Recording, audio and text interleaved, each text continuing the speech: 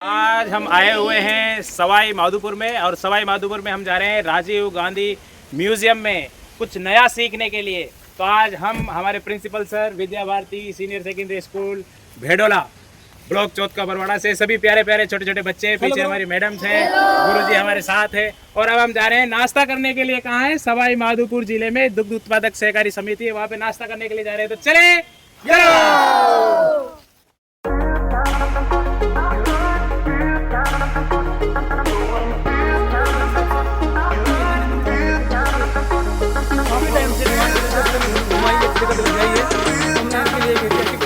आयोजन किया है आज यहाँ पर।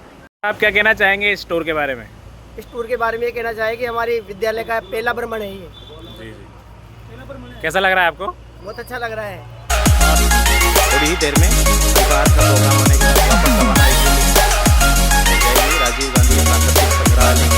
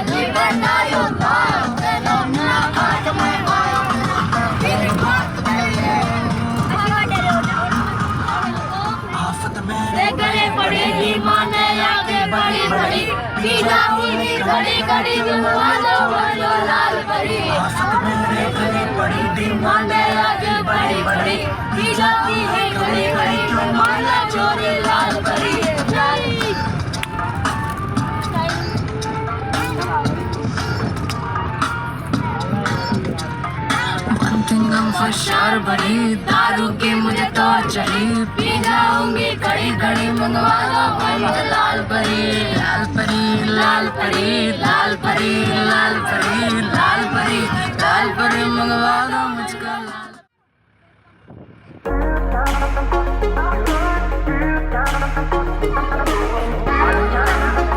सुनो भाई, गौर से सुनना है, ठीक है? उधर मत देखना, यहाँ से सीखने के लिए आए। क्या क्या करने के लिए आए? घूमना तो हमारा उद्देश्य है ही, साथ में हमारा उद्देश्य क्या होना चाहिए? सीखना और कुछ नया सीखना। जो हमने पहले नहीं देखा, जो हमने पहले नहीं जाना, उन सभी चीज़ों को आज यहाँ पे सीखने के लिए आए हैं। हम वहाँ से यहाँ आ गए हैं। अब देखिए, ये मैंने आपको पहले भी बताया, हमारा ये जो कैंप है ये कौन सा है? एजुटेनमेंट। क्या है? नया शब्द है। एक तो होता है एजुकेशन और एक होता है इंटरटेनमेंट। दोनों को मिलाकर के एक शब्द बना एजुटेनमेंट, यानी कि शिक्षा के साथ साथ मनोरंजन भी। शिक्षा के साथ साथ मनोरंजन किसको कहते हैं? मजे को, आनंद को कहते हैं। वो दोनों की चीज़ें हम यहाँ पे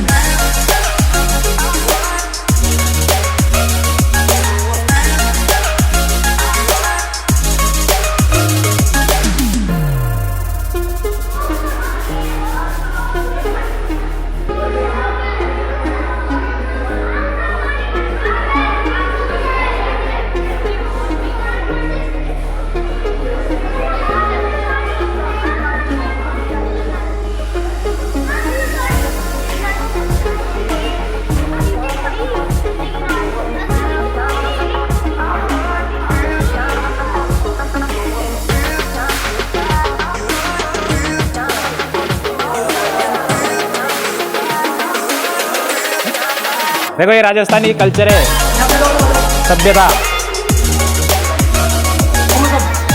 ये क्या दिख रहा है आपको? कुछ नजर आ रहा है? अच्छा, ये क्या है? ये इसको जानते हो? ये क्या है? कैसे ना चाहते हैं इसको? राजो से ना चाहते हैं।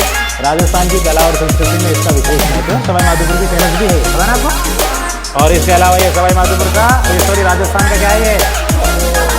व्यंजन, भोजन, दाल बाटी। और ये क्या है? बनी ठनी पेंटिंग, राजस्थान की विश्व प्रसिद्ध किशनगढ़ की है ना। और ये क्या है? कच्ची कोड़ी नृत्य है ना। ये सब राजस्थान की कल्चर बता रखा है। ये झरोके हैं, ठीक है। ये हवेलियाँ हैं और ये राजस्थान की मूछें है ना, ये घूमर नृत्य है, कालबेलिया है, वो दिख रहा है आपको कालबेलिया है ना। पूरा राजस्थान की एक झलक बताई गई।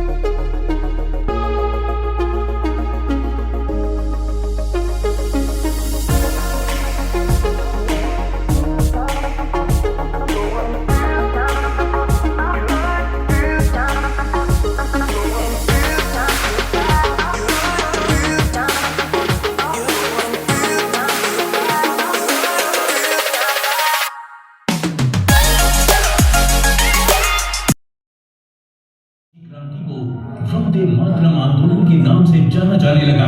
स्कूल में पढ़ने वाले बच्चों से लेकर देश के बड़े जो टूर था म्यूजियम देखने का सवाई माधोपुर में, वो शायद आपको अच्छा लगा होगा और काफ़ी हम लोगों ने एंजॉय किया। एंजॉय किया? जोर से बोलो यस। हमने वहाँ पर लंच किया और लास्ट में अब हमारा यहाँ से वापस जाने का प्रोग्राम बहुत जल्दी होने वाला है। तो कुछ गेस्ट हमारे बीच में आए थे, जो जियोग्राफी के जो टीचर्स हैं मिस्टर रियाज सर, जिनकी रहमान सर के नाम से जियोग्राफी क्लास चलती है।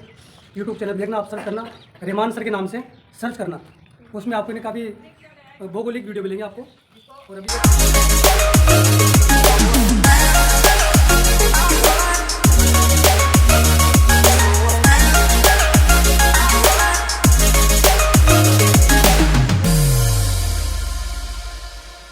विजिट में मुझे एक पार्ट बनाया इन सभी बच्चों के साथ, आप मुझे यहाँ कर लेकर आए, उसके लिए आपका तहे दिल से धन्यवाद। ये देखिए, मैंने आपको पहले भी बताया, ये सिर्फ और सिर्फ एक घूमना फिरना नहीं था हमारा, है ना। ये क्या है, हम शिक्षा के उद्देश्य के साथ आए यहाँ पे। एक्चुअल में जो भ्रमण करवाया जाता है स्कूलों में, उसका उद्देश्य हम क्या समझते हैं कि घूमने चलेंगे, मजा आएगा, ये करेंगे वे करेंगे, डीजे पे नाचेंगे, नाच लिया ना तुमने। लेकिन उसके साथ बहुत सारी चीज़ें हमने सीखी कि नहीं सीखी भाई। उस क्रिया को कहते हैं पाश्चुरीकरण की क्रिया। तो पाश्चुरीकरण की क्रिया हमने देखी वहाँ पे किस तरीके से दूध को पहले ठंडा किया जाता है, फिर उसको 70 डिग्री तक गर्म किया जाता है, फिर वापस से उसको ठंडा किया जाता है। उस प्रोसेसिंग को हमने वहाँ पे समझा। फिर कुछ बच्चों ने ये भी देखा कि भाई किस तरीके से पैकेजिंग की जाती है, उसकी पैकेज बनाना भी देखा ना तुमने, पैकेट में उसको भर देते हैं, हमको सैंपल उन्होंने दिखाया था। फिर हम यहाँ पर आए, यहाँ पर आने के बाद हमने एक्सपीरियंस किया नई नई चीज़ों का। हमने अलग अलग विभिन्न प्रकार की प्रजातियों के सांप देखे नहीं देखे, विभिन्न प्रकार के जीव देखे। पश्चिमी घाट के संदर्भ में हमने बहुत सारी चीज़ें समझी कि नहीं समझी। बहुत सारे जानवरों के हमने मम्मी वो चित्र देखे, इस पर ओरिजिनल कवर था, ऊपर जो चमड़ी थी उनकी वो ओरिजिनल थी, अंदर वो नकली थे। देखा है नहीं देखा। बहुत सारे हमने पक्षी देखे, उनके बारे में हमने जानकारी हासिल की। इसके अलावा सबसे इम्पोर्टेंट आज के जो हमारी विजिट का पार्ट था वो था, हमने सिनेमा हॉल में जाकर के एक 25 मिनट की क्या देखी थी, मूवी देखी थी, फिल्म देखी थी ने। उससे भी आपको बहुत कुछ सीखने को मिला होगा कि जंगल में किस तरीके से लोग सर्वाइव करते हैं। जंगल में जो हमको शेर बताए गए थे, वो यानी कि चीता टाइगर जो थे, उनका जीवन कैसा होता है, उनकी एक फैमिली बताई गई थी ना अपन को। एक माँ थी, उसके 4 बच्चे थे, दूसरे शेर ने उसके ऊपर अटैक किया, फिर उसने शेर का शिकार किया। देखा कि नहीं देखा आपने? ये हमने सारी चीजें देखी। अब बताइए, देखिए एक बात आपसे पूछता हूँ, अगर किसी में IQ लेवल किसी का है तो बताना मुझे। शेरों को संरक्षित क्यों किया जाता है? बाघ है, ठीक है, टाइगर है, शेर है, इनको मारने क्यों नहीं दिया जाता? बताओ आप। जंगल में इनको देखने के लिए आ रहे हैं ना। शेर को क्यों बचाया जाता है बताओ।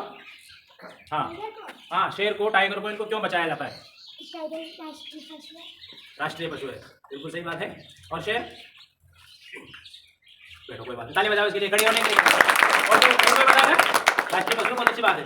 देखिए जितने भी जंगली जानवर हैं जो शिकार करते हैं, ये हमारे पर्यावरण के लिए सबसे इम्पोर्टेंट है। मैंने क्या बोला है? सबसे इम्पोर्टेंट, यानी कि सबसे ज्यादा कौन सा इम्पोर्टेंट है? जो सबसे ज्यादा शिकार करता है, शेर हुआ, चीता हुआ, टाइगर हुआ, तेंदुआ हुआ, ये सबसे इम्पोर्टेंट है। क्यों है इम्पोर्टेंट बताओ आपको? अगर ये नहीं हो तो ये जंगल जो हरा भरा दिखाई देता है ना अपन को, ये हरा भरा दिखाई नहीं देगा। अब ये तो घास तो खाते नहीं, हरा भरा क्यों नहीं दिखाई देगा? देखो किसी भी जंगल में शेर का होना क्यों अनिवार्य है? क्योंकि शेर चरने वाले जो जानवर होते हैं ना, शाकाहारी जानवर, उनका शिकार करके उनको खा लेते हैं। अब ये उनका शिकार करके खा लेते हैं तो जंगल में शाकाहारी जानवरों की संख्या नहीं बढ़ती। जंगल में शाकाहारी जानवरों की संख्या अगर शाकाहारी जानवर बढ़ जाएंगे तो पूरी वनस्पति खा जाएंगे ना भाई वो। इसलिए एक संतुलन को कायम रखने के लिए, संतुलन को बनाए रखने के लिए शेर का होना अति आवश्यक है। अगर शेर नहीं होगा तो जंगल में आपको वनस्पति, हरी वनस्पति दिखाई ही नहीं देगी तो हमारा पर्यावरण धीरे धीरे नष्ट हो जाएगा। जो हमको ऑक्सीजन मिलती है पेड़ों से, वो ऑक्सीजन मिलना बंद हो जाएगी और हम मन में सर्वाइव, वहाँ से पेड़ आए, फिर दुग्ध उत्पादन समिति में गए, फिर वहाँ से राजीव गांधी म्यूजियम आए, फिर म्यूजियम को देख करके हम यहाँ पर आए हैं शेरपुर तिराहे पर, फिर यहाँ से अब हम घर जाएंगे। इस पूरी जानकारी को आप लिखोगे कि नहीं लिखोगे? फिर आप जब बड़े होगे ना हमारी एज के, किसी स्कूल में पढ़ाने के लिए जाओगे, इंजीनियर बन जाओगे, डॉक्टर बन जाओगे, आप उस कहानी को पढ़ोगे, आपको याद आएगी आप बचपन में हम वहाँ गए थे। ठीक है, हम आए हुए हैं सवाई माधोपुर और करौली जिले की दुग्ध उत्पादक सहकारी संघ लिमिटेड दुग्ध संयंत्र सवाई माधोपुर की तरफ। ये हमारे नन्हे मुन्ने बच्चे हैं। इन सभी को दूध का उत्पादन कैसे होता है, उसको पाश्चुरीकृत किस तरीके से किया जाता है, मशीनों के तहत उसको सही रूप में सप्लाई किस तरीके से किया जाता है, सारी जानकारी के लिए हम बच्चों को लेके जा रहे हैं दूध की फैक्ट्री के अंदर। और हमारे सहयोगी है वो हमको बताएंगे किस तरीके से उत्पादन होता है। आप सभी आ जाइए, आपको बताया जाएगा दूध का उत्पादन कैसे होता है। और किस जी ये सब मौजूद है, और गोपाल जी भी है हमारे साथ, और ये सर बताएंगे कि किस तरीके से दूध का उत्पादन होता है, इस फैक्ट्री में क्या क्या किया जाता है। हमारे नन्हे मुन्ने बच्चों को जानकारी के लिए बताएंगे। तो सर पहले 2 मिल आता है, 2 मिल आने के बाद यहाँ वेट होता है उसका, और यहीं पर अपन सैंपल लेते हैं हम, और उसकी लैब में टेस्टिंग होती है। फिर आगे के प्रोसेस के लिए दूध साइलों में रखने के बाद स्टोर करने के बाद पास्चराइज होता है। पास्चराइज करने के बाद हम बैच बनाते हैं, जैसे गोल्ड का बना लिया, टोन मिल का बना लिया, डबल टोन मिल का बना लिया, लाइट का बना लिया।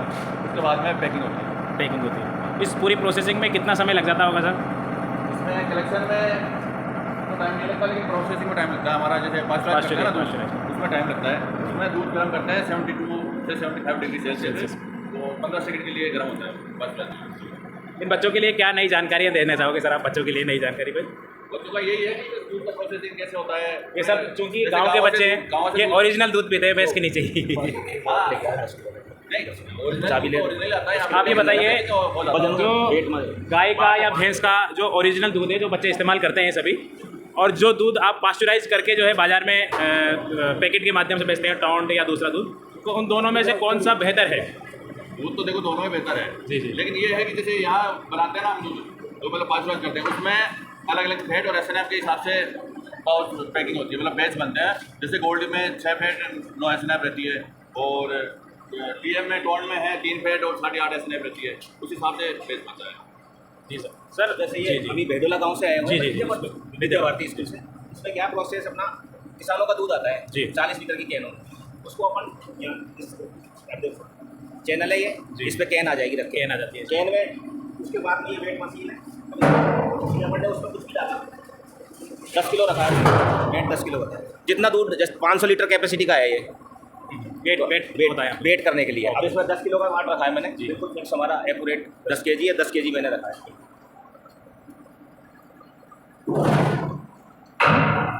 इसके बाद नेक्स्ट प्रोसेस ये अपना है चिलिंग सेक्शन। चिलिंग सेक्शन, यहाँ पे कोल्ड होता है। हाँ, इसमें क्या है, तो जो अपने दूध खरीदा, दूध खरीदने के बाद में इसके अंदर खोलने के बाद डायरेक्ट इसमें खोल दिया। इसमें क्या है, ये इनलेट पंप है, ये पूरी प्रोसेसिंग होगी, वो चिलर है अपना छोटा वाला, वो 5000 कैपेसिटी का चिलर है। उसके द्वारा दूध चिल्ड 3 डिग्री टेम्परेचर पे दूध को ठंडा कर लिया जाता है। 3 डिग्री टेम्परेचर। ओके, अब इस टाइम जो दूध रखा हुआ है 3 डिग्री टेम्परेचर का है, इसको चिल्ड कर लिया जाता है 3 डिग्री टेम्परेचर पे। अब जो इसमें एसिडिटी वगैरह है वो यहीं रुकी है, बढ़ेगी नहीं। उसके बाद टेम्परेचर पे इसको तुरंत, मतलब ये मान लो आप सेकंड में ही टेम्परेचर आ जाएगा, मतलब रोटेशन में ही। उसके बाद में ठंडा होगा बिल्कुल ऑन किया। अब यहाँ पे दूध आते हैं, ये दूध है इस पाइप से चिल्ड होके आ गया वापस। यही दूध रोटेशन हो रहा है इनलेट पंप और चिलर के द्वारा वापस आ रहा है। ये इस पाइप से रिटर्न गिर रहा है, इससे जाकर के वापस सर्कुलेशन में चल रहा है। जी। और बाहर जो पानी वगैरह टपक रहा है वो चिल्ड करने के लिए चिलिंग। जैसे आपने आइस फैक्ट्री वगैरह जी जी जी देखिए उसमें भी देखा होगा, और ये चिलिंग हो रहा है एक तरह से, यही दूध वापस रिपीट हो रहा है वापस। इसमें क्या पैकिंग करनी है क्या? 3 डिग्री टेम्परेचर है। अच्छा ये टेम्परेचर 3 डिग्री टेम्परेचर आ रहा है इसमें, 0 के बाद 1 2 3। अब ये 5 है, इस जगह 20 वाला 0.5 का है, उससे नीचे डाउन है 3 डिग्री टेम्परेचर होगा। इस लाइन से इनलेट है, ये लाइन जो आउटलेट करके निकाल रहा है।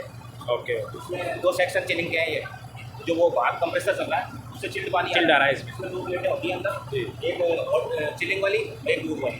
तो एक प्लेट मिक्स नहीं होगा दूध, एक प्लेट में दूध पानी चल रहा है, एक प्लेट में दूध चल रहा है, चिल हो रहा है।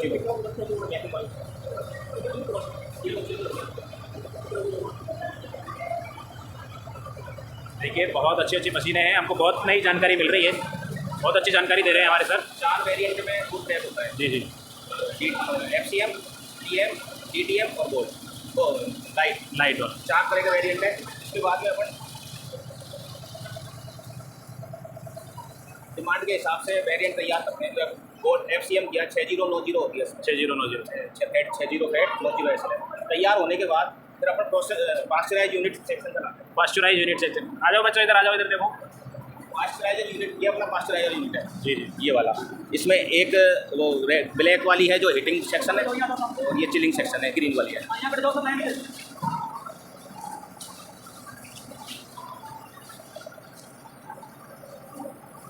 अच्छा ये ब्लैक वाली जो हीटिंग है, ये बॉयलर है अपना, बॉयलर है, दूध को गर्म करता 20 डिग्री है। अब इसको मैं 90 डिग्री टेम्परेचर तक पानी को बॉयल करूँगा इसमें, है जी। मतलब उसका 90 डिग्री रहेगा। ये मोटर भी चलेगी साथ में, तो ये रेगुलेशन में चलेगी। अभी तो मैंने क्लीनिंग के लिए इसमें केमिकल डाल रखा है, तो हर 2 दिन में हम क्लीनिंग करते हैं प्लांट की। तो अब जब चलाऊँगा सारी लाइनों में पहले तो जो क्लीनिंग केमिकल है वो घूमेगा, उसके बाद गर्म पानी दोबारा होगा। जैसे अपन ऑन करेंगे मोटर, मोटर ऑन करते ही इस लाइन से दूध आएगा जो अपन ने तैयार कर दिया। आने के बाद में इसमें जो यूनिट है हॉट है हीटिंग वाला, उससे दूध गर्म हो जाएगा। ऑटोमेटिक है सब, और ऑटोमेटिक जैसे ही अपन आगे बढ़ेगा इस अगली लाइन से चिलिंग होके इस लाइन से बिल्कुल चिल्ड जाएगा 3 डिग्री टेम्परेचर पर। 80 डिग्री को टोटल एक ही सेकंड में 3 डिग्री हो जाएगा। अच्छा रेगुलर में चलेगा, इतनी जल्दी प्रोसेसिंग हो जाती है। प्लेट है ना उसमें दोनों, इसमें आधी जैसा उसमें चिलर में पानी, इसमें आधी प्लेट हीटिंग किया, आधी प्लेट चिलिंग की। ओके उसके बाद में SS की प्लेट है, और ऐसा कोई ये नहीं कि मिक्स होगा इसमें। ओके इस लाइन से चिलिंग से अपने साइलों में चल जाएगा, हाँ उसमें चला जाएगा। हाँ उससे फिर अपन पैकिंग मशीन में पैक होगा। पैकिंग मशीन में किस तरीके से पैक होता है? वो काफ़ी इस्तेमाल किया है हमने, चाय बनाने से लेकर के दूध उबालने तक की। आज हम इसकी प्रोसेसिंग भी देखने जा रहे हैं। सर हमको बता रहे हैं, हमारे विद्या भारती के प्यारे प्यारे नन्हे मुन्ने बच्चे शैक्षणिक भ्रमण टूर पर आए हुए हैं, और ये देखेंगे दूध कैसे पैक होता है। क्लीनिंग के लिए पास्चराइज क्या होता है? पास्चराइज का मतलब होता है अपन जो दूध होता है अपना, उसको 80 डिग्री टेम्परेचर पे अपन ने गर्म किया, तो उसमें जो बैक्टीरिया थे वो नष्ट हो गए, मतलब तो उसकी वजह से अगले जब पाउच में पैक करेंगे तो अपना 2 या 3 दिन के आसपास अपने दूध में कोई शिकायत नहीं आएगी फटने करने की। उसके बैक्टीरिया अपन ने यहीं खत्म कर दिए, जो ग्रोथ है। ये खुली हुई थैली आ रही है और ये पैक भी हो रही है, ऊपर से खुली हुई है, खुली हुई है वहाँ से। नहीं अब अच्छा अब देखना, ये देखो अब ये देखिए, बढ़िया ना। ये फिलहाल हमको जो है ये देखिए ये लो, देखिए ये देखिए, और यहाँ पे ये देखिए पानी का सैंपल हमको दिया है। इस तरीके से दूध की थैलियाँ पैक होकर के निकल के जैसे आती इसमें है। हैं। तो इस तरीके से जो है दूध थैलियों में पैकिंग होकर के बाजार में सप्लाई होने के लिए जाता है। चलो बहुत बढ़िया। कैसा लगा आज आपको? बहुत अच्छा, कुछ नॉलेज मिली? हमने देखा आज, इसको बनाते देखा कि दूध कैसे पैक होता है, कैसे इसकी बस इसमें अपने processing पानी है। दिया, पानी भरा है, अभी सैंपल के लिए पानी भरा हुआ है। चेक कराने की पैकिंग कर रहे हैं। चलो सर, बहुत बहुत कर दिए तो बहुत बहुत धन्यवाद सर आपका, आपसे मिलकर अच्छा लगा और हमको बहुत नई जानकारी सीखने को मिली। फिर इसके बाद में कैरेटों में जम के कोल्ड स्टोरेज में रखा। तो कितने दिन तक की इसकी वैलिडिटी होती है सर? अपन 2 दिन की डेट डालते हैं, 2 दिन की डेट। जैसे आज पैक करेंगे ना, आज अपने 17 है, मैं 19 लगाऊंगा यूज, ये तो ड्रेन किया है।